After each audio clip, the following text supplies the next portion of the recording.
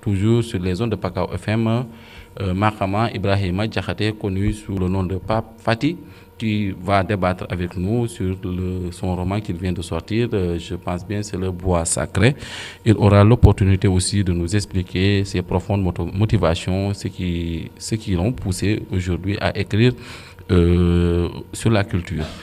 Donc, sans tarder, nous allons vous présenter l'invité d'aujourd'hui. Il s'appelle Alain Sina Diatta. Alain, bonsoir. Bonsoir. C'est plaisant d'être en Casamance. Absolument, ça fait plaisir de revenir au Sénégal, ça fait plaisir de revenir à Sédhiou que j'aime très bien.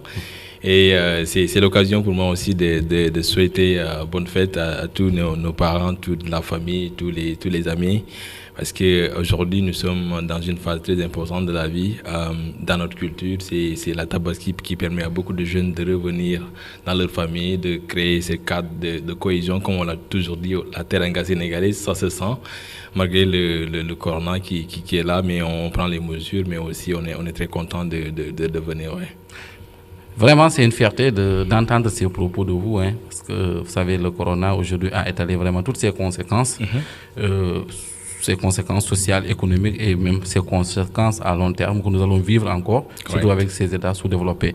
Mais nous allons vous présenter l'invité, c'est Alain Sina Diatta, né et grandi au Sénégal. Monsieur Alain Sina Diatta a fait ses études primaires à l'école El Hadj Dembo Kouli à quelques jours de la radio, puis au CM Amadou Mapate Diagne et au lycée Ibou Diallo. Après sa licence en affaires et commerce au département de langue étrangère appliquée, il s'est spécialisé en master de management du développement local et coopération internationale à l'université Assane Seck de Ziguinchor. Aujourd'hui, Sina Diatta a 7 ans d'expérience dans ce domaine, plus précisément sur la question de leadership jeune, citoyenneté et développement communautaire. Il est membre de African Leadership Group, basé à Colorado aux États-Unis, Déclic Développement, Citoyenneté, Leadership intégré communautaire à Ziguinchor, et travaille également avec IMCA au Sénégal depuis octobre 2014. Toutes ces organisations sont non gouvernementales. Pour lier le développement local à la coopération internationale, M. Alain Sina Diatta fut superviseur du programme International Citizen Service, financé par UQAIR International de 2014 à 2018, donnant des opportunités aux jeunes anglais et sénégalais à travailler en équipe sur les questions de développement personnel, professionnel, citoyenneté et développement communautaire au Sénégal.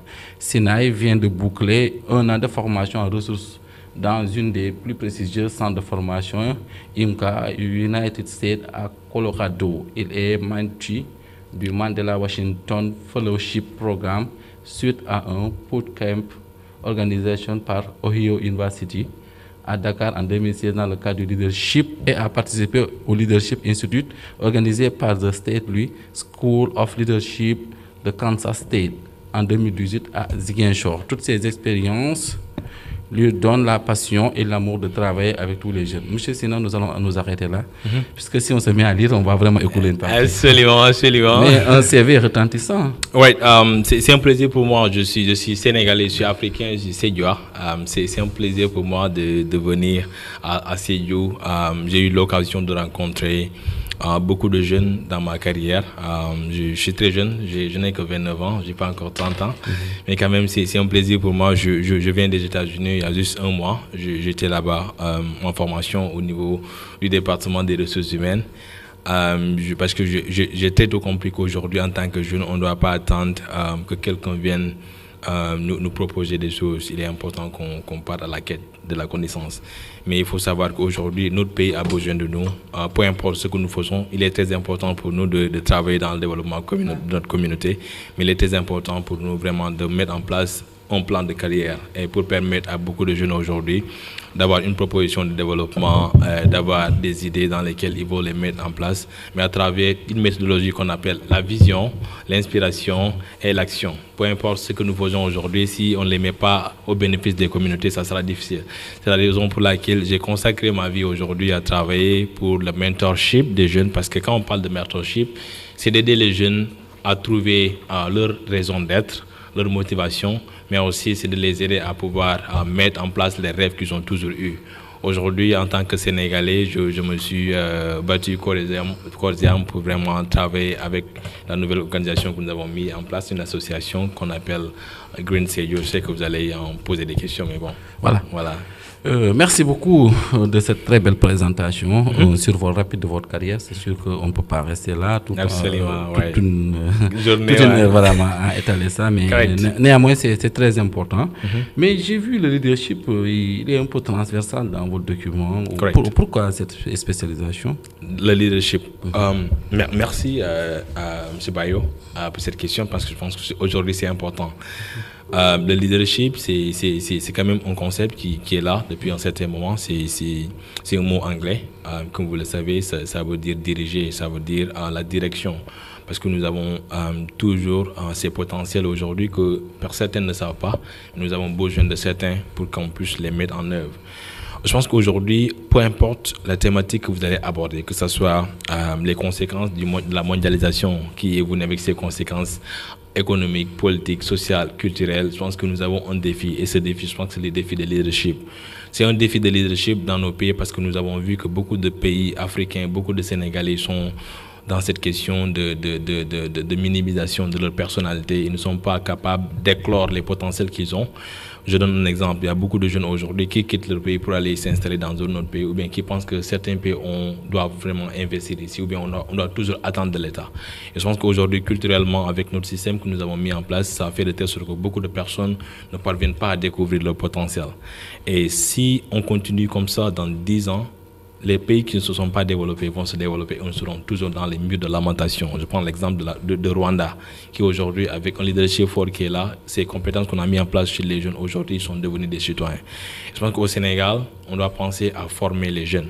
Quand on parle de leadership, c'est cette capacité à pouvoir transformer, à pouvoir influencer une équipe de telle sorte qu'ils puissent avoir une vision et de les permettre à avoir une vision et d'avoir un objectif bien précis qu'il faut atteindre à travers une méthodologie qu'on appelle le SMART, qui soit spécifique. Vous avez constaté qu'il n'y a pas de sursaut chez ces jeunes. Effectivement, parce qu'il y a beaucoup d'organisations qui sont là, mais on ne donne pas l'opportunité à beaucoup de jeunes de mettre en place le leadership. Alors, j'ai consacré ma vie à travers la formation que j'ai reçue aujourd'hui dans pas mal d'organisations comme le YMCA. YMCA, c'est Young Men Christian Association, qui a pour vision de renforcer les capacités des jeunes pour une renaissance africaine. Je travaille aussi au niveau de DECLIC, Développement Citoyenneté Leadership Intégré, qui est aussi une association qui travaille pour le leadership des jeunes, parce que nous avons constaté aujourd'hui qu'il y a beaucoup de jeunes qui ont du potentiel, mais ils n'ont pas de cadre d'expression. Et aujourd'hui, je prends l'exemple de Seyou. La plupart du temps, nous avons beaucoup de jeunes, ce qu'ils font, c'est boire du thé, faire des choses qui ne leur permettent pas d'avancer sur leur développement personnel et professionnel.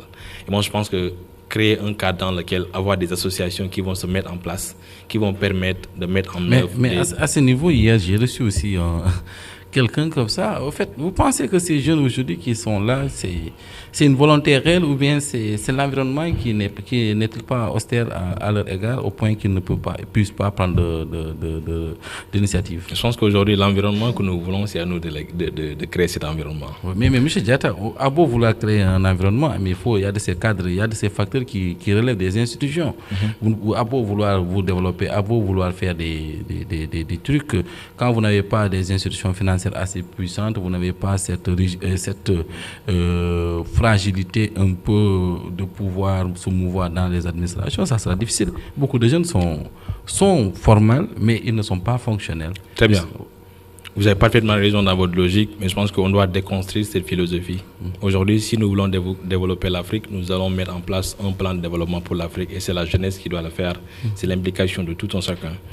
Nous ne sommes pas une jeunesse aujourd'hui qui doit attendre tout de l'État, parce que l'État ne peut pas tout faire. Et je pense qu'aujourd'hui, si on doit changer, si on doit mettre en place l'Afrique que nous voulons, c'est à nous de commencer par le quartier que nous voulons, par la ville que nous voulons, par le Sénégal que nous voulons. Aujourd'hui, beaucoup d'organisations, beaucoup de pays se sont développés à travers une implication de la base. Aujourd'hui, si nous travaillons à mettre en place une nouvelle philosophie de jeunes, une nouvelle génération de jeunes qui sont conscientes de leur rôle, conscients du développement et de l'importance du développement, je pense que les choses vont changer. On l'a souvent dit, même Tchonyan, j'espère que vous connaissez Tchonyan, qui a dit aujourd'hui, le changement, nous sommes toujours le changement que nous avons toujours attendu. Parce que ce n'est pas à quelqu'un d'autre de venir changer nos communautés. Ce n'est pas à l'État, quand on dit entre guillemets, parce que nous faisons partie de l'État. Aujourd'hui, si on doit changer ce qui ne va pas aujourd'hui, il va falloir qu'on commence à nous-mêmes. Parce qu'on a toujours crié que les choses ne marchent pas, mais quelle est la pratique qu'on a mis en place de telle sorte que les choses doivent pas changer? Je donne un exemple. Il y a 2 semaines, 3 semaines, vous avez constaté qu'aujourd'hui, les jeunes de Sédhiou s'intéressent dans l'environnement, s'intéressent dans les nettoyages, s'intéressent dans des actions. Et ceci s'est précédé par ces conscientisations, parce que le changement n'est pas toujours radical. C'est par palier. On a besoin de sensibiliser les gens sur leur rôle, sur leur potentiel, mais qu'ils puissent les mettre en place. Mais vous êtes dans une logique qui est un peu compliquée, puisque vous êtes dans la communication du changement de comportement. Oui. C'est des compétences qu'on naîtra au fil des années. Et vous êtes, je sais que vous n'êtes pas dans l'immédiat, mais aujourd'hui, ces ressources que vous avez dans votre viseur, vous avez tantôt dit que la jeunesse africaine a été toujours attentiste. Non, ce n'est pas une jeunesse qui a été attentiste, mais malheureusement, les pouvoirs publics aussi, aucun État en Afrique ne te dira que voici ce que j'ai pu faire pour ma jeunesse, pour les sauver de la drogue, du chômage, de la délinquance et de la délinquance. Toutes ces politiques africaines ont été orientées pour la jeunesse, mais malheureusement, n'ont pas eu de répercussions sur ces jeunes-là. Finalement, ils sont dans le dilemme entre l'auto-emploi, comment s'auto-employer, et comment vraiment l'environnement sain peut leur permettre de s'en sortir. Il y a 2 ans de cela, nous avons fait des études, parce que j'ai toujours impliqué sur comment créer un potentiel fort pour les jeunes. Et une des études a montré aujourd'hui que beaucoup de jeunes ne connaissent pas réellement les opportunités qui les ont offertes. Il y a beaucoup d'organisations qui ne connaissent pas, dans une phase pour les jeunes. Beaucoup de jeunes ne connaissent pas réellement les opportunités qui sont mises en place et comment ils doivent y accéder. D'autre part, beaucoup d'organisations ne connaissent pas réellement quels sont les besoins des jeunes. Et ça, c'est un défi. Alors, quand je dis que nous n'avons pas un cadre réel de concertation là où les jeunes doivent développer leur potentiel, parce que souvent, il y a beaucoup de programmes, il y a beaucoup de projets qui sont là, mais est-ce que les besoins des jeunes sont réellement consultés? Quand je parle de besoins des jeunes, ce n'est pas venir ici où nous avons un financement par rapport à ça et ça et ça, mais il faudra identifier les besoins réels en fonction des potentialités de la communauté, en fonction des potentialités réelles. Et aujourd'hui, je pense que nous sommes dans la logique de travailler avec des jeunes pour les comprendre, parce que pour aider quelqu'un, pour créer un changement, il faut comprendre les réalités, comprendre les jeunes, savoir exactement quelle est leur motivation et de les stimuler à cela pour les connecter avec les opportunités qu'il y a aujourd'hui. Mais ça, vous l'avez dit, c'est un peu ce pouvoir de top-down. C'est-à-dire que dans le cadre de la réflexion de nos programmes, on n'est jamais parti à la base. C'est du sommet, ça revient et on se rend compte que même pas pour des programmes de jeunes, mais pour beaucoup de programmes de développement au Sénégal et de façon générale en Afrique, après avoir fait l'évaluation, on s'est rendu compte que quelque part, c'est là où ça a fauté. Absolument. Parce qu'on ne peut pas réfléchir à un programme de développement pour le Sénégal, pour Sédhiou, qui se fait aux États-Unis, en oubliant les réalités socio-économiques et culturelles.